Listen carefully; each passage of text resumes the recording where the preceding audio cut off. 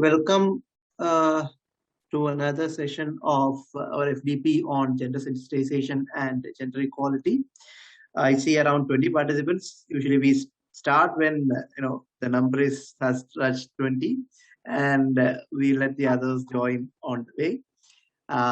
Before we begin, there is a small announcement. A reminder rather that we have received around 22 assignments so far. So it means around 10 of us are still to submit the assignment. And for today's session also, there will be another assignment. So please make it fast and submit the assignments. So that's it. Okay, we'll do the announcement once again, after one session is over. So I welcome today's resource persons and today's chair and the participants today to the session. Now we have 3 sessions today, and the first session's resource person is already there. She has been waiting for around 10 minutes for us to join. I welcome today's chair, Dr. Nirmala Padmanabhan. Dr. Nirmala is a teacher of economics. She used to work at St. Teresa's College, Ernakulam. The other day, we also had another resource person who was from St. Teresa's. And I think among our participants also there are 1 or 2 people who are alumni of St. Teresa's. Dr. Nirmala is also an advisory member of the Women's Studies Center, Cochin University of Science and Technology. So once again, I welcome all, and I hand over the sessions to Dr. Nirmala. Over to you, ma'am, please. Thank you, Chenju, and welcome, good afternoon, and welcome to all the resource persons and the participants for this 6th day, if I remember, of the FDP. And now, as they were saying, we will have 3 sessions. And the first session is on gender-based violence. And we all know that, if you take even Indian scenario as well as Kerala, of course, is reputed for being not only the first in life indices, but also in gender-based violence. A lot of conflicting reports are there that it could be because the reporting is higher or whatever it is. But the fact remains that we are one of the highest gender-based violence. And in this period of pandemic, when everybody is forced to stay inside, and there are a lot of mental tensions, psychological tensions, we really have seen an escalation of gender-based violence. So this is a very, very relevant topic in the current context. And to deliver this session, we have with us Dr. Tissy Mariam Thomas, who is an assistant professor at the Department of Psychology, University of Kerala. Her research work on the gender identity and status of hijras inside and outside gharanas is noteworthy. She's involved in popular and academic writing and has extended her consultancy skills for Nirbhaya Cell and Kudumbashri, Tirunelveli. Her research interests range from gender, transgender studies to social and cultural psychology of men. She's also authored a book titled Irangi Nadappu and edited the book's title Pennira and Pen Vali, published by DC Books. Tissy, I invite you to start the session. Maybe you can take around half an hour to 40 minutes, and then after that, we can have a discussion. So over to you. Thank you, ma'am. Am I audible to all of you? Yes. Yeah. Thank you. Yeah, so let me just share my slides.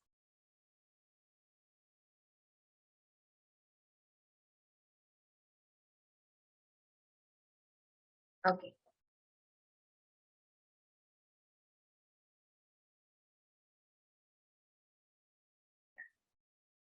Okay, so You have been listening to so many talks or lectures of eminent professionals and speakers in this field. So I'm so happy and privileged to be part of the faculty development program organized by COSAT. And I would also like to extend my thanks to Dr. Devi Saumija and Dr. Chinju, and appreciate all the kind of women-related and especially gender-related work that you are doing currently. So my topic that is given to me is gender-based violence. So when I got this topic and and I'll have to speak as part of a faculty development program, and I have seen that you have been listening to so many aspects of it. The dynamics of gender and how gender is being formed and the role of it in education, culture, and so many of that sort. So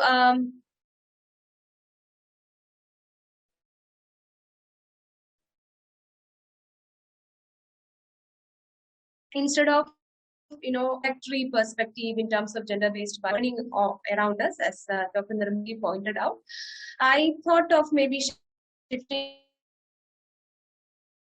your attention to certain aspects. Mainly, it is mainly involved with the origins of talks about how violence is originated when it comes to the humanity as such, and the causes of it, and what kind of violence that we are experiencing right now. I think without understanding history, it's very difficult to point out or maybe narrate and even find solution through right now.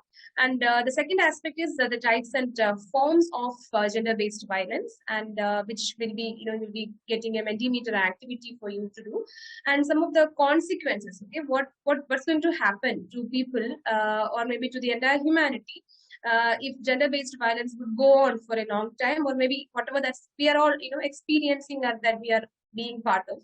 And is there any psychology behind gender-based violence? And if you want to explain the psychology aspect, maybe the psyche of the people who are perpetrators or maybe the witnesses or the survivors, what would be that?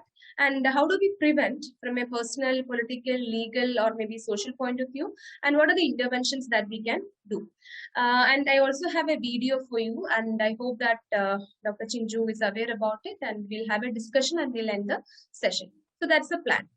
So before we start, the collective violence part, or maybe the origin of collective violence part, let's have a look at this particular picture.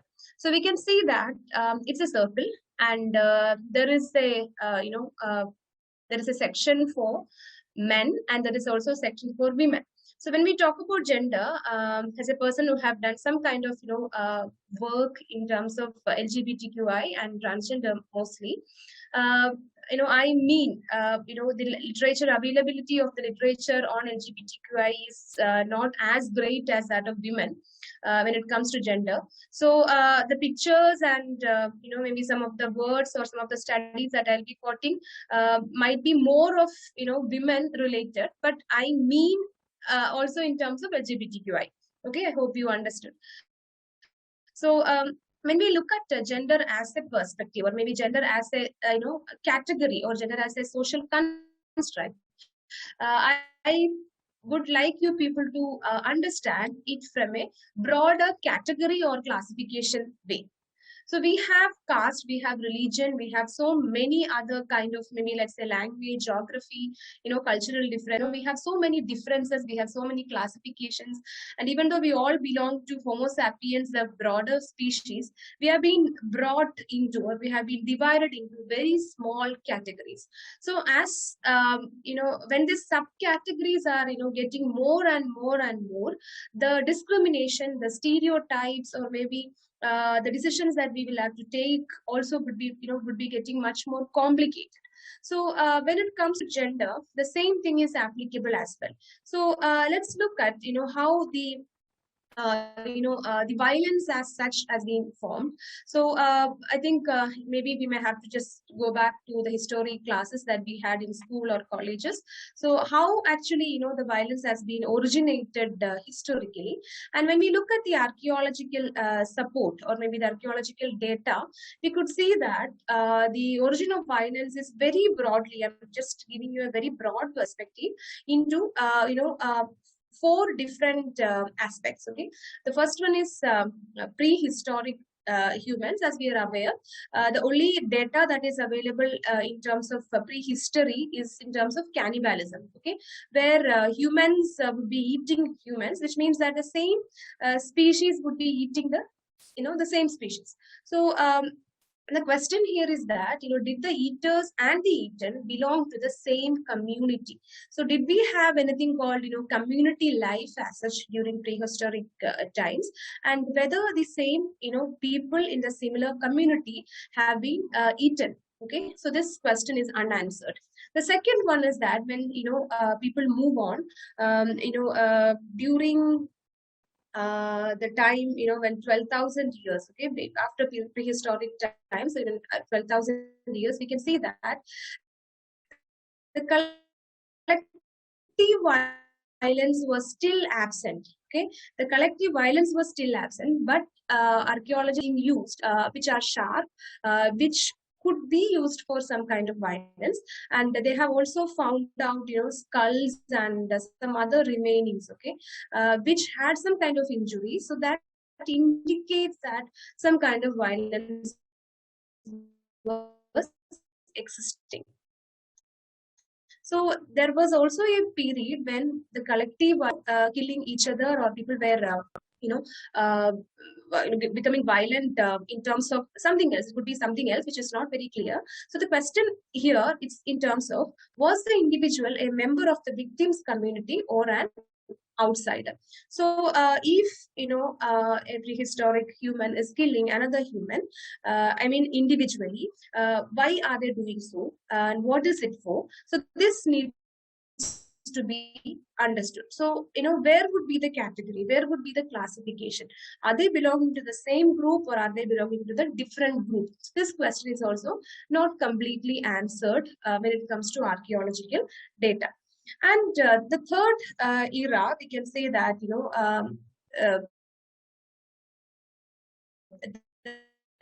at that particular time, there are evidences of that, large number of people who have been killed, and they have been buried, and the large number of skulls have been retrieved. So it indicates, something called human sacrifice. So that's the time when the conflicts between human beings have developed. So this is also something very, very important for us to understand, that people, instead of moving from one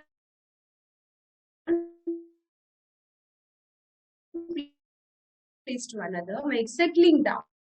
When they started settling down, what they call it as sedentarization or migrating, and when they start settling down, they found that there are kind of territorial nature, or maybe privacy and ownership, those kind of aspects have come in, and people have moved into small communities. People have moved into small subgroups, and they started conflicting each other. So probably we can say that this was the time, it was in 13,000 BC, there we have this kind of let's say intergroup conflict, or maybe the collective violence have initially been originated. But still there is a question in terms of, was it intra-group or intergroup aggression? So these are the third question that we could ask. Okay, so when did this group formation originated in the history of human beings, and how violence to procure something, or maybe to develop superiority, have actually been originated. Then the fourth aspect is very, very important in terms of predation to production. So we know that we are in the age of or maybe industrialization or post-industrialization, wherein we are into mass production, and we are enjoying all the privileges and benefits of mass production, and the question of haves and have-nots and all these things are there in the background. But during this particular time, we can say that, let's say they say it as Neolithic period. During Neolithic period, there is this something called, the predation economy has moved to production economy, wherein instead of, killing others or maybe killing animals or, manipulating the environment for eating purpose or maybe for survival purpose, people started producing certain things. So we can see that there could be so many changes that has happened in terms of environmental, global warming happened, and economic change, social changes, and then even societal changes, experiences of dividing people into caste, and the kings and the elites and all these things, people, all these things have come up, and we could see a change that happened in the social hierarchy. So this is very important for us to understand. When this change happened, we have something called the collective violence, or maybe something called war has actually been generated. So when we understand gender and the gender-based violence, this is something very important, or maybe we will have to understand that the violence is actually originated as part of civilization, or as part of the the equality concept, inequality concept. So we can say that exploitation of resources happened. Exploitation could also be in terms of environmental exploitation, or human exploitation, and even the concept of ownership. Okay. This is my territory, or this is my private space. People started owning people, and people started owning whatever, the cattle and the field and the nature, etc., etc. So this social hierarchy itself is, let me say that, is actually has caused something called violence. Okay, so now moving on. Before that, actually, this has created some kind of internal power struggles and even the inter-community conflicts.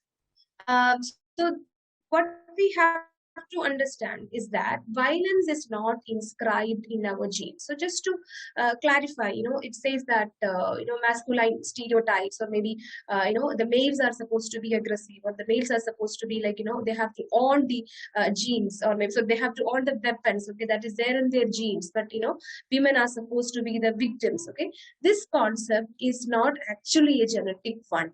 Okay, so what I'm trying to say is that there was a time when the collective violence was not at all there. So what we see, in terms of savage history, or maybe there was during the prehistoric times, the people were very violent, etc., etc., is actually not right. Okay, so when I have read the archaeological data, the historical data, it is said that the kind of violence was comparatively, much lesser in terms of intensity, less severe, compared to the kind of violence that we are being part of now.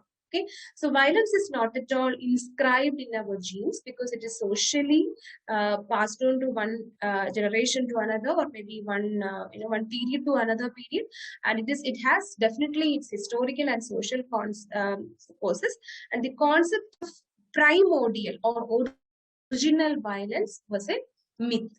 And war is considered to be the product of societies and the culture that it is generated.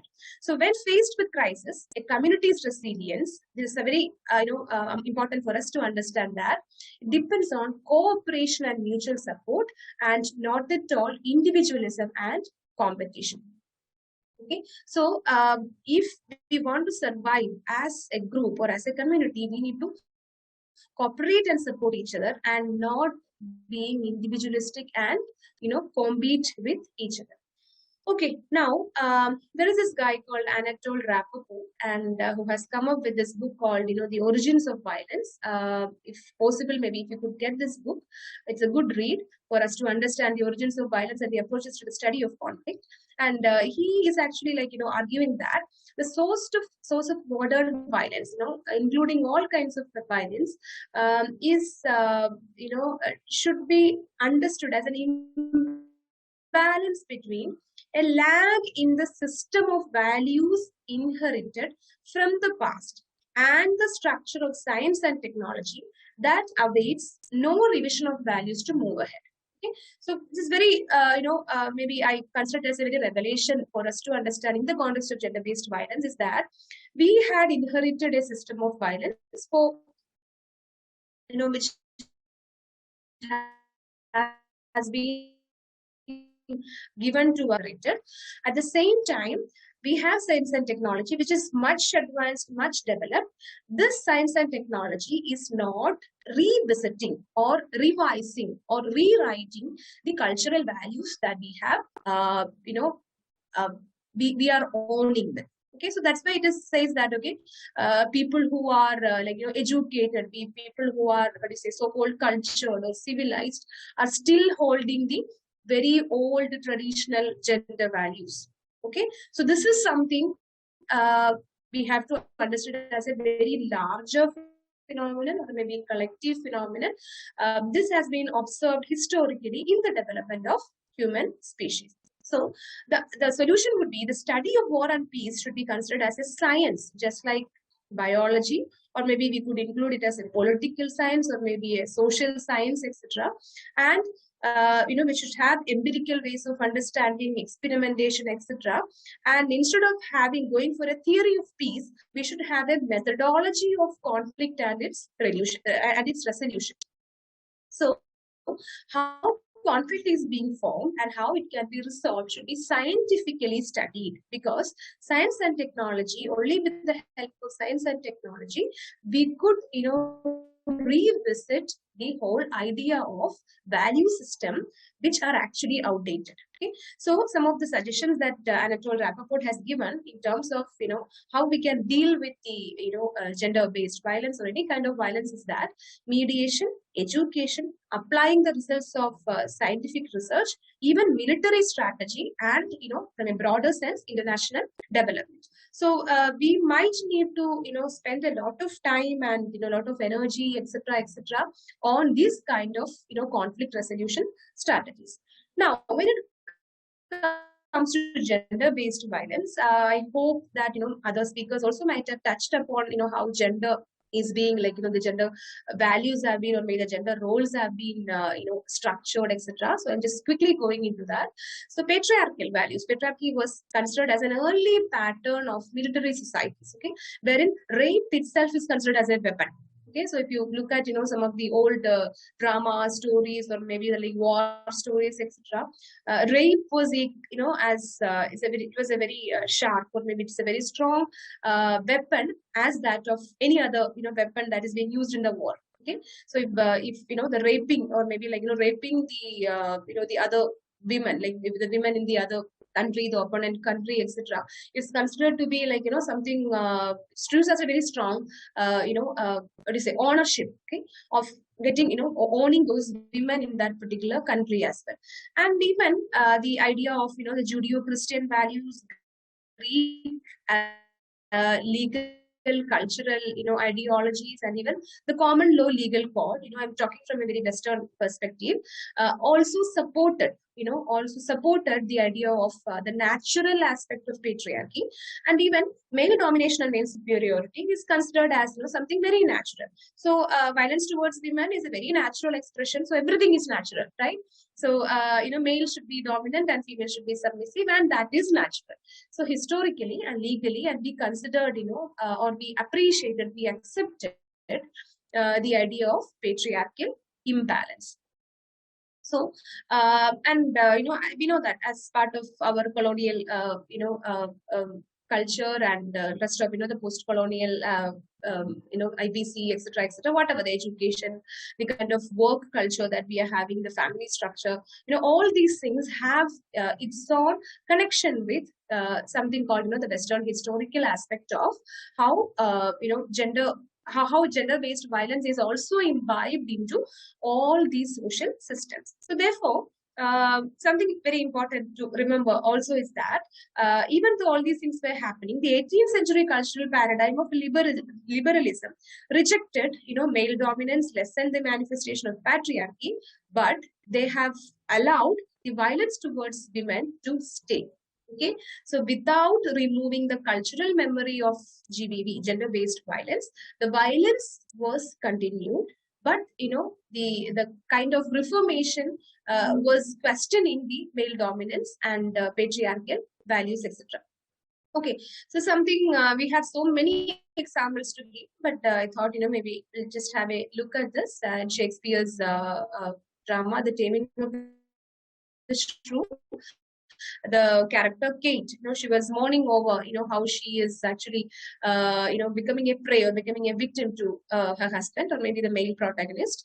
And she was saying that thy husband is thy lord, thy life thy keeper, thy head thy sovereign, one that cares for thee, and for thy maintenance commits his body to painful labor both by sea and land, to watch the night in storms, the day in cold, whilst thou liest warm at home, secure and safe. So it's a very difficult job description for women to do, but they are supposed to do it. Okay, fine. So according to UN Declaration of the Elimination of Violence Against Women, this is the definition. So if you have an exam or something, I thought of giving you as a definition, is that this is called gender-based violence. Any act that results in physical, sexual and psychological harm,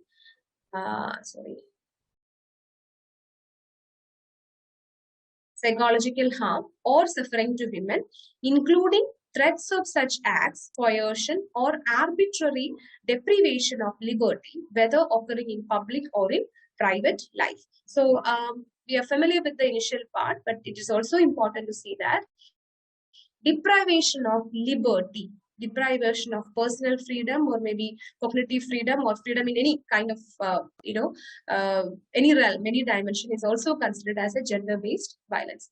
Okay, now what I would like to do is that I just would like you people to do a small exercise. Please take your laptop or phone or something, and then I'm just copying this link and I'll be putting into this.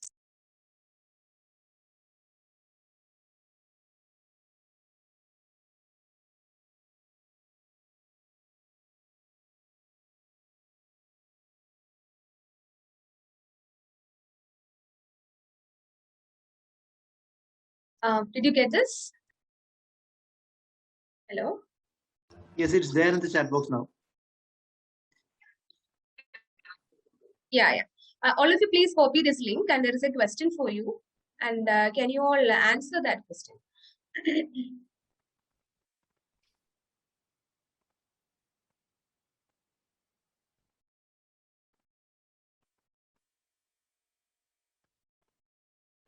Participants, did you understand what I said? Yes, ma'am. Yeah. Could you get this question? What are the types of forms of violence that comes to your mind when you hear about gender-based violence? Please respond. All your answers will appear in the screen here.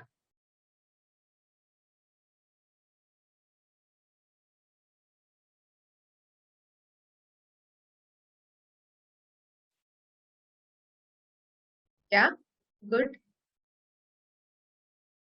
Yes, please go on. Let's see how many answers we can get.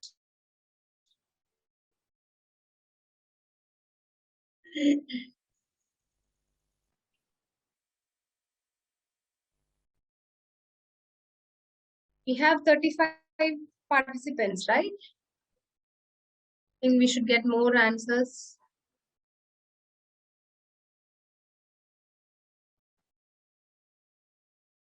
Yeah.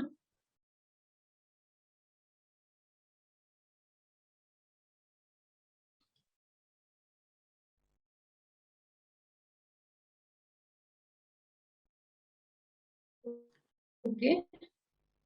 So one response is typed in the chat box. Okay, I'll have a look. Domestic sexual, domestic violence, sexual violence. Okay, fine. Yeah.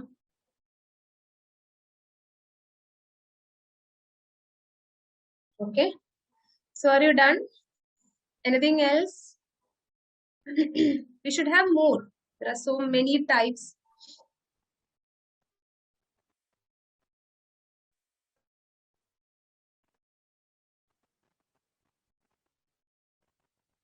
Shall we have more? As far as this group is concerned, physical, emotional abuse and rape is considered to be, the most commonly occurring or, gender-based violence. And yeah, sexual violence is there. Yeah, mental could be, I think, emotional violence, emotional abuse, mental, emotional, sexual harassment, war-related, domestic, wire, attack, deprivation, sexual. So cyber violence. Okay, can you explain this part more? Cyber related. Voyeurism, yeah, very important. Cyber related violence. We are seeing so many kinds of incidents these days. Cyber based violence. Anyone? You can keep typing.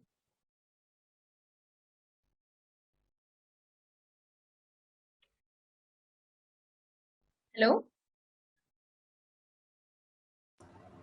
Yeah, slut shaming is there. Yeah. Slut shaming in media. Dr. Shani. Stalking. Yeah, financial. Yeah, stalking. Yeah, then, yeah, you can unmute and respond, okay? If you can't type it. Cyberbullying. Yeah.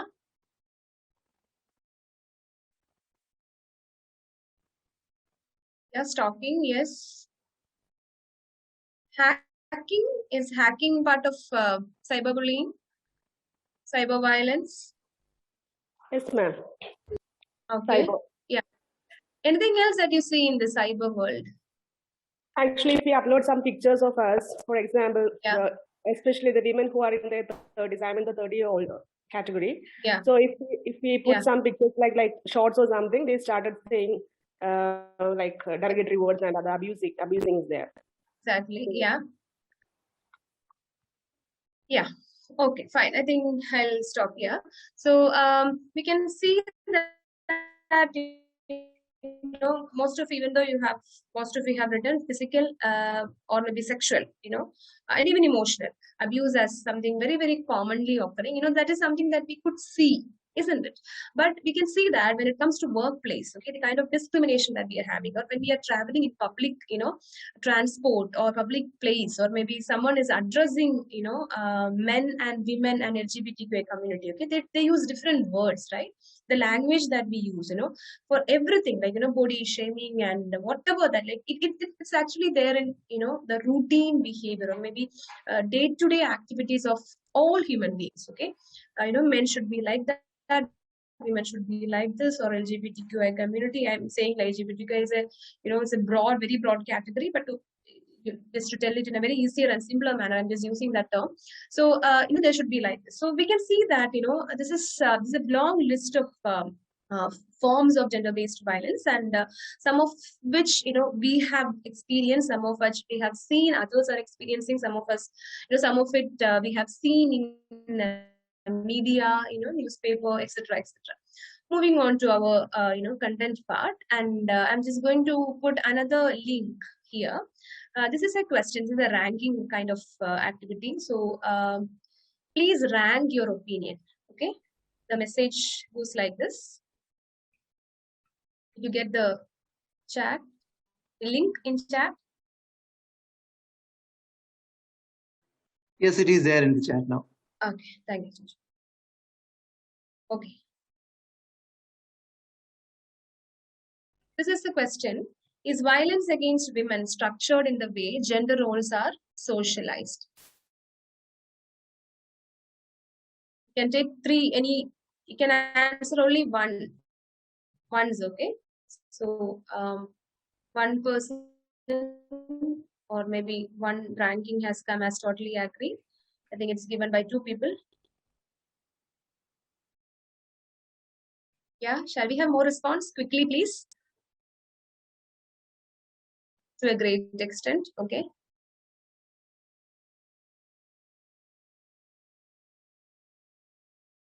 Yeah.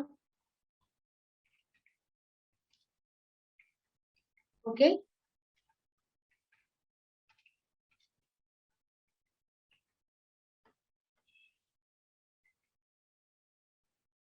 Okay. Fine. So there are 12 people responded. So must be 6 of you have said totally agree, and 6 of you have an opinion of to a great extent, right? Shall we have more, please? I'm just curious. We have only 12 participants, Dr. Chinju. There is an answer, not at all. The 13th person, right? Yeah, we have 25. Yes, we have at least 20 participants online now. Okay. You can respond in chat also. It is okay. Like, only thing is this answer would be confidential, that's why. Yeah. Okay, fine. Okay, so the answer, like this particular group is saying mostly in terms of whether there is a socialization involved in terms of gender roles or maybe gender-based violence is actually they have given answer to a great extent. Okay, and next rank. Okay, it goes the other way around. Okay, I think I'll have to stop. Would you like to respond again? 15 of you. Can you make it quickly? The first answer comes to your mind, please. Okay. Okay, fine. So now most of you have said that, totally agree. And some of you have said that, to a great extent, so socialization, gender socialization, play a role in violence, right? And there is, I don't know how many of you have answered the third one, not at all. Okay, maybe as is an online session, maybe, and we have less time, I'll not be able to, call out your names and find you like who has answered this and all. Okay, let me anyway stop here. Just for your reflection on, what do you actually think about it. Okay, so now we'll move on. Okay, now see what's actually happening as the consequences of gender-based violence. Okay, I'm actually going very fast now because we have that video also to be played. I'll have to stop at 3 o'clock, isn't it, Dr. Chinju? Hello? Yes, ma'am. Yeah, okay. So according to World Economic Forum, they have a gender gap report survey had done in 2006, and they found that there is a gender gap existing in 155 countries. So it is 156 countries, and India is, getting a rank of 140th, which means that there is a big, there is a very large gender gap existing in terms of men, women, and they have not done studies on LGBTQI. Okay, so we don't have any idea about that. And we have gender inequality that is being observed and put forth by UNDP, United Nations Development Program, in 2019, if I'm not wrong. It very definitely, very clearly shows that gender inequality is a human rights violation, and gender equality should be a basic human right. And sexual violence and exploitation is happening because of gender inequality. And the third aspect, according to WHO, is they have found that women's physical, mental, sexual, and reproductive health are also affected because of the gender-based violence. And they said that 1/3, that is 30% of women in a relationship experienced some form of physical violence by their intimate partner in their lifetime, and 30% of murders of women are committed by a male intimate partner. So we can see the extent of violence, that is maybe the consequence of, violence that is going on around us. And especially during lockdown, Dr. Nirmala was, mentioning about what kind of testing time that we are having right now, in terms of gender-based violence and lockdown. And we can see that there is an increase, 50% rise in domestic violence, especially during lockdown. And this is a case going to explain all that. And the media like newspaper, Times of India and Hindu, they have explained, or they have given the title as like whether gender-based violence during lockdown is considered as a shadow pandemic. Okay, is it a shadow pandemic, and is it going to be the next pandemic? Because there is a huge rise of domestic violence, murder, and suicide that was against women and LGBTQI community. This is actually, a picture that has got from Google image. which talks about Karnataka helpline numbers for people who are trapped at home. So you can just see that, to the down part of this, what are the effects of lockdown on women? And there is an increase in domestic violence. They are trapped in domestic space and they are cut off from support systems because they have difficulty, severe difficulty in getting, reaching to people whom they can get help, and the increased burden of household work, disruption of livelihood, and people who were into daily wages and all those things, their financial stability is also being disturbed, and restricted access to sexual and reproductive health, and even restricted freedom is there. Okay, now it's not actually an Indian phenomenon. We can say that overall in the entire world, there are many cases, okay, wherein there is definitely an increase of domestic violence that is actually happening there. And not only that, the violence, we need a special attention or special concern in terms of how transgenders are being affected in terms of their health, livelihood, and even violence, jobs, finance. They're already being discriminated. They're already being socially distanced, and more than that, they have actually been led their own, so they don't have anything. They don't have anything else. They're supposed to go out from the rented house that they are staying, because the owners were saying that they'll be transmitting corona more frequently as they're involved in sex work, baking, and other kind of sex related jobs, etc. So you can see that actually, the number of anxiety, depression, even suicides, even murders have also reported, okay, among transgenders. Okay, now this is actually, a huge picture that gives 9 different ways or pathways of dealing with violence against women and children, and some of the responses or solutions against violence against women and children in COVID-19 that government, civil society, and international and community-based organizations can help. And the domestic violence needs to be tackled. We have to strengthen our law, the regular stuff that's being that everybody would be talking about, and psychosocial support should be given. Domestic violence helpline should be open. Online counseling should be given, and the Protection of Women from Domestic Violence Act, they should be effective. There should not be any delay in dealing with the registered cases as part of this law and all that. All these things have been discussed, and you could see this is some of the very common thing that we could see everywhere. Okay, now what I just wanted to spend 5 minutes on the psychology part of violence. This is something that we have just discussed before, that the many major activities. Just want to bring this aspect here. Gender social, or we have been learned, or we have been modeled, or asked to imitate certain kinds of gender related behaviors or gender expected behavior from birth, or or maybe younger years, we can say that. So therefore we have something called gender schemas that are being developed in among the children. So we could say that gender schema is actually a word that is taken from social psychology. It says that the way a schema is an organizing structure that helps simplify and categorize new information. Okay, so when you see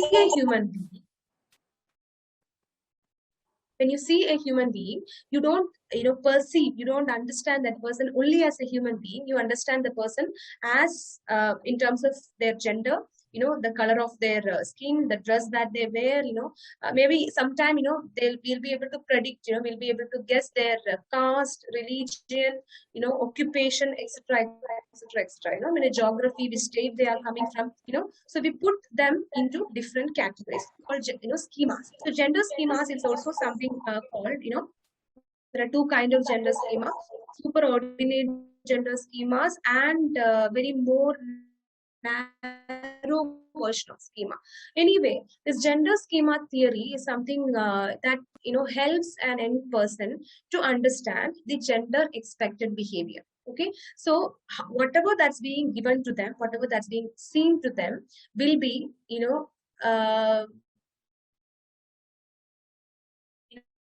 fed into their cognition, be reflected in their behavior. So therefore, we have something called gender scripts, which are very difficult, actually very complicated to change later on as the child grows by, and that would be the reflection, or that would be the behind story of gender roles and gender stereotypes, and this will be reinforced. Okay, if you behave according to the gender expected behavior, you will be reinforced, and if there is any deviance, you will be punished for that. Okay, so I also would like to add two aspects to it, something called de-individuation. When it comes to gender-based violence, it is de-individuation is a very important process to understand. It is a phenomenon in which people engage in seemingly impulsive, deviant, and sometimes violent acts in situations in which they believe they cannot be personally identified. Okay, so when we say that, okay, gang rape, or maybe stalking, okay, which says that any woman, okay, could be a strange woman, any woman can be collectively attacked. Okay, because the society won't consider, they don't consider woman as an individual. All right, and dehumanization is something a little more serious. It says that the human property, individual, the woman behind, the human behind something called womanhood is being, it's not, accepted, or it's not being, what do you say, given to them, given to women, or including LGBTQI community. I'm just, giving you some examples of it. I think that, like, when I'm explaining, you are reading all these advertisements also, the homophobia, maybe, what to say, this Mother's Day, get back to the job that really matters, and Hema Malini's, starting from Hema Malini, all the Lex advertisement that talks about beauty and, denying the competence of the actress, and not, their beauty is more important than their competence.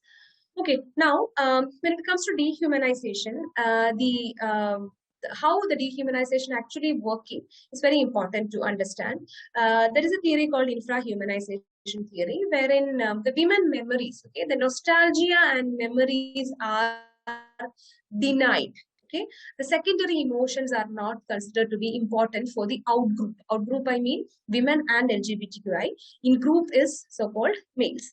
Okay, so that's being degraded. Okay, so we can say that there's a lot of trolls regarding women gossip together, or women women meeting, that whole idea of, like, I have actually, you were in my tummy for those stuff. Okay, so women are not supposed to have memories, women are not supposed to have what do you say, nostalgia. This is actually again a dehumanization aspect that's happening. And again, the dual perspective of humanness. You can see this picture. In one side, there is a nagging woman, and another side you have a hypersexual woman. Okay, so you need a hypersexual woman, but you don't need a nagging wife, right?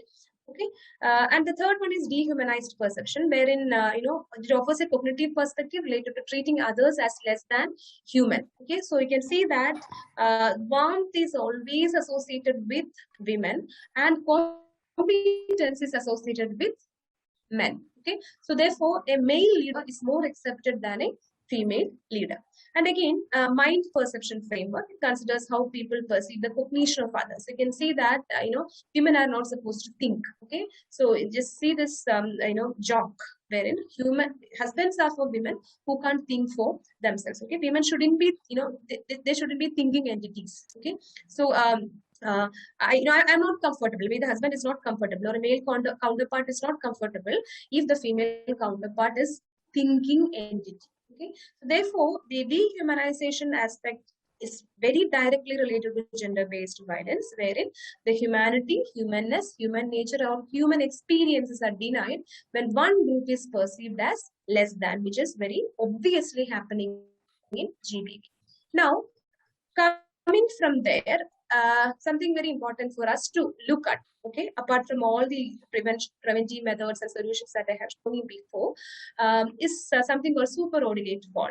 Superordinate ball, coming up with the superordinate ball is considered to be very, very essential to deal with intergroup conflicts. Okay, therefore, I just would like you to bring a new idea. It's not a new idea, but a solution that is not actually always been what do you say explained, as a gender-based violence is, considering, neutralizing the gender aspect. Okay, so you have something called gender neutral parenting, wherein you'll be parenting a human.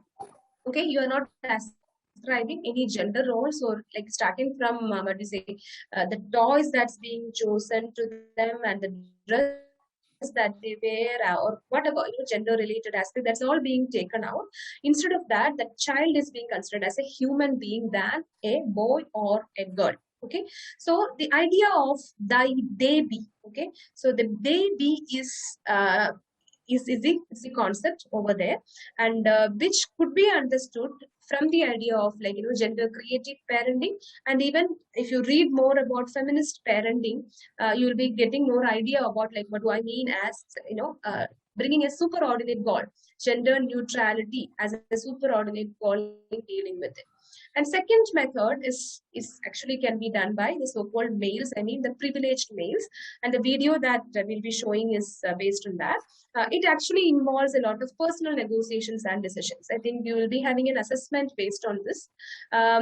This actually, it's actually a group of, governmental, non-government organization called Promundo, and they have done this a poster survey wherein how can men help prevent gender-based violence and advance gender equality, get involved in childcare and form closer connections with your children from the beginning, create safe spaces for children from the home to the school system and beyond, raise boys to break free from harmful stereotypes as content creators, commit to inclusive storytelling and avoid common harmful gender stereotypes, then support comprehensive sexuality education that challenges harmful gender norms and relations, seek opportunities to really listen to women's stories, acknowledging their experiences, and then inform other women about it, donate to and support specialist women's organizations and anti-violence services such as domestic violence helplines, refuges and shelters, and rape crisis centers, remove barriers to women's economic advancement and to positions of leadership.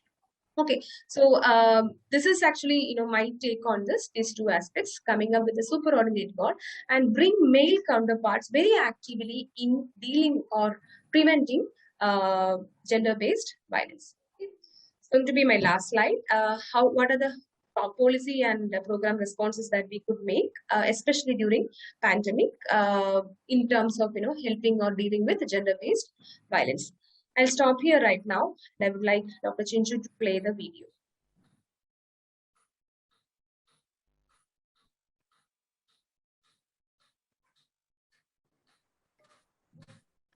Ajmal, can you play the video now? Yeah, I'm playing the video from my mobile. Okay, is that okay? Yeah, I guess that would be fine.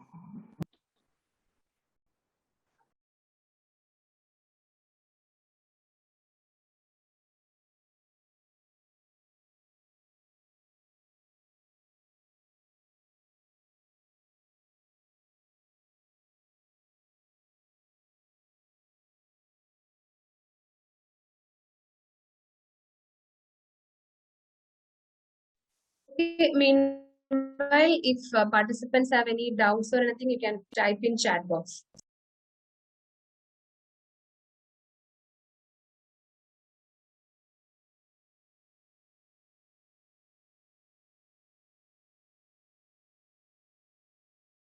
Yeah, the music will come now. Okay, we'll have to wait. Okay.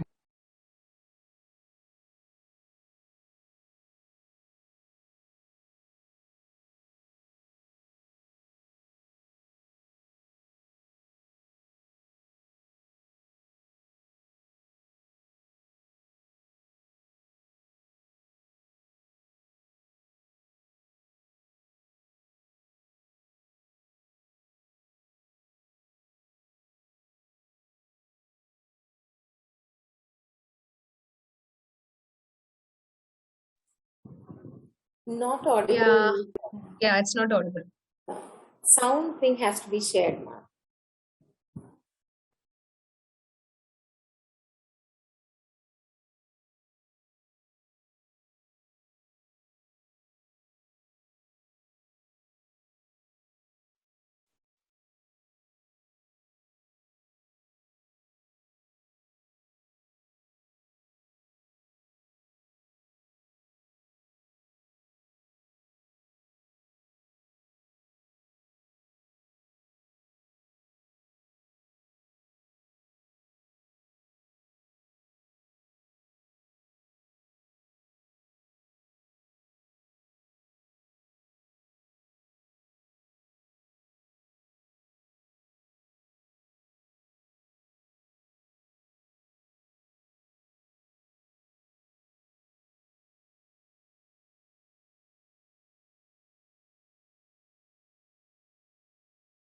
Ajmal, we are not, hearing the audio.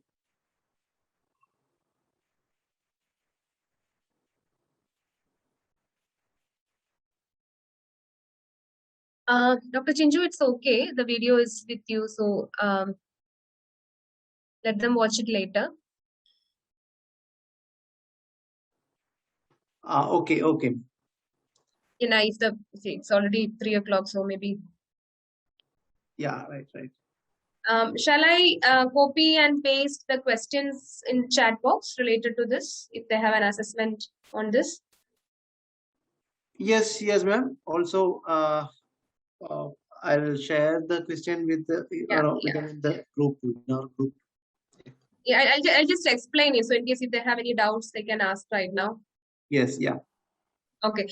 So I hope Dr. Chinju will be sharing this video with all of you participants. So I just wanted to explain the questions related to it. I'll just read out. Please look at the chat box. This is a reflective assignment which is evaluated in terms of the capacity of participants in analyzing and applying what they have learned regarding gender-based violence. They are instructed to watch the given video carefully and answer the following questions in 300 words each. For both the questions, they should briefly describe the event or action, analyze and interpret the events and actions using evidence for support and demonstrate relevance in the present and the future. The first question is, reflect upon the types and nature of gender-based violence you have experienced or observed personally. So any kind of, gender-based violence that you have experienced or you have observed can be reflected here. So how to reflect is actually explained in the second paragraph. Okay, so it could be physical, psychological, societal, media-based, political, and digital expressions. It could be, the GBV would be of any this kind of expressions. What do you think they are existing and sustaining? Okay, this is for 5 marks. And the second question is that, could you suggest ways to prevent or put an end to the gender-based violence at your personal space? Okay, this is actually what will you do as a person, as an individual person, okay, to deal with gender-based violence. And it could be anything that you can imagine or guess, you can put yourself and visualize and how you're going to do it. It could be in home, school, college, university, friends, cyberspace, romantic partners, or spouse. So for both these questions, explaining one event is more than sufficient. Okay, you don't have to write more than one, but the verbalization, okay, the expression part needs to be a little more. And when you type it, you can actually select the entire thing and check for the number of words, and they can write accordingly. So 300 words each.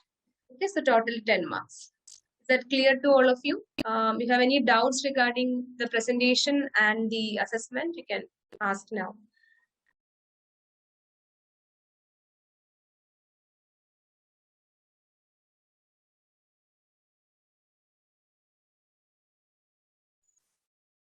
But otherwise, I am done. Pachinju, Dr. Nirmala, thank you so much. Okay, thank you, Dr. Tissy. Actually, I think you have given them a very deep insight into the history of violence, especially and including gender-based violence. And I really liked the 2 questions that you have given them as assignments, because that will really set them thinking. And in many cases, I was just reflecting when you were talking. I was reflecting on so many cases that we know. It's when they think like that they will realize that they have observed gender-based violence in their own households, in many relatives' households, and many of them think, as the first 2 respondents put in the chat box, that it's only physical violence or sexual violence which counts as gender-based violence. Actually, I think the psychological violence is more, through you shaming and, putting you down and so many things. And that's much, much worse. The financial, insecurity also, all that kind of taking away your money and not giving you the freedom, all those kinds of, if you look at it, I think in a lot more understanding needs to be there. So the question will really set them thinking on what are the types of violence that, and you also ask them, okay, maybe then automatically they will think about ways to prevent. And you've already said we need to work both on the male and the female, the mothering part as well as the bringing up children's part as well as the male's part. We have the whole society. But what I find very, that's going to take a long time. Slow changes are happening. But what worries me slightly is also the fact that during this pandemic, when there is a lot of increase in gender-based violence, and you already in a brief slide, though you didn't elaborate on it, you have put on that extra support systems are needed, institutional mechanisms are needed to support. You find the reverse. Actually, when you look at, I was last union budget, I was analyzing the total expenditure for the Ministry of Women and Child, Government of India, then all the mechanisms, the Swadharkar one-stop centers, all those one-stop centers for victims, all those, the expenditure, the money allotted for all those institutional mechanisms have actually come down. When it should have increased. So that is why this is a very, very worrying concept. We've got time, and at least these participants, I hope they will start thinking about it. And then when they open their eyes and answer your question, they will immediately look around them. Ma'am, 1 minute. Even though the question is asked, I to ask, but I want to add one thing that when ma'am said it's a psychological aspects. Today's newspaper, there is a news came that a girl was died due to the similar issue of a Nirbhaya case. Even though that Nirbhaya case, everyone was arrested and they were punished, the same thing happened yesterday. And the news came in. Is it that maybe due to the psychological factors? Yeah, it's a cycle, right? So something more disturbing to me is that when that girl, I forgot her name, there was a suicide that happened. Yeah. She committed suicide. Yeah. What's her name? It starts with V. I don't know. Dowry? Yeah. So the dowry issue? Dowry, yeah. Everybody was, yeah, dowry. Yeah. Forgot her name. And there were so many other, cases also happened. But yeah, so, everybody is okay, no, it's so sad, okay, she shouldn't have committed suicide, okay, she should have survived, etc. And on that same day, they were actually sending, horrors, okay? So that's it. So, I have responded mine, okay, I have responded my part, okay, it shouldn't have happened, okay, dowry is bad, or, domestic violence is bad, everything, but I should get my, daughter married. That's what I'm saying, like the thinking part. Okay, so we don't like women to think. So at 18 years, they are at their, in my capacity, in my custody, they're at home. Okay, and lockdown is the best time for them to get married. So my responsibility is over. Like, I mean, both, mother and father, everybody. So that's it. So after 18 years, they'll be start thinking, right? So if they are going for, let's say, when the undergraduation is over, post-graduation is now over. Okay, so maybe like neurologically speaking, also their prefrontal cortex will be much more developed, much more mature. At the same time, dowry death is bad. So it's purely like, hypocrisy, and what ma'am said is absolutely true. It's very nice to talk about parenting and other stuff, but it's a long way to go. We're talking about sexuality education for a long time, family life education for a long time, and we need institutional support the way we have fought against corona, and we have a good Kerala health model, everything. But do we have a good Kerala gender model? So if it is there, we could prevent it to a great extent. Yeah, and the government has to pitch in. All the other agencies have to pitch in, including family education system, everything. It's a collective effort. So till then, we'll be at home, sipping a cup of coffee and watching another news one by one. and responding to it in social media and doing the same thing again and again in the house. Yeah, that's what Nirmala ma'am rightly pointed It's out. sad. You have to start from the house itself, right? That's why I give this example. You have to start from the house. Our relatives, what happened? We have to start it from. Maybe psychological factor is one of the factors. I'm not saying that's a complete factor. Psychology may be there. Financial, so many factors. And ma'am rightly pointed out that nobody is pointing out the psychological aspects of the psychological factors. That's why it should start from the house itself. One positive point is I think the youngsters are slightly better. Our generation, there is an improvement, not in the dowdy part, of course, but at least in the, the gendered roles and responsibilities, there is a slight change. I cannot imagine my husband or anybody. I'm an utter failure in that. I have to admit that I couldn't make him look after my children or do any of those. Because he was the only elder son in the family and he brought him up like that. So it was very difficult. But my children, hopefully they will change and, that kind of slow things are happening. Of course, that is not just enough. There is a lot more that needs to be done. You find now at least youngsters carrying the children around. You find youngsters, even young boys, changing the diapers. So all that kind of thing is slowly happening. I think we need to really work on it. And the gender scripts can definitely be rewritten, ma'am, because as I mentioned that the gender schema is something that's being imbibed. That's we are learning from the, it's complicated, but the resistance is possible. So the second question, we are going through a very tough time, Tissy, because even when the gender this is there, the work culture also has to change. You have to realize that parenting can be a man's job or a woman's job. So we're trying to see, it's a very, very tough, situation that we're going through. It's not easy. So where do we identify and then come out for the better of the entire society is a real challenge. But anyway, let's think that all the participants will really thank you, Ravindra Kumar sir. So let's see that, hope that everyone will think on it. Thank you, Tissy. And you have given them a wonderful after giving them an intro, you've given them 2 wonderful assignments. So that should set them thinking. Thank you so much. Thank you so much. Yeah.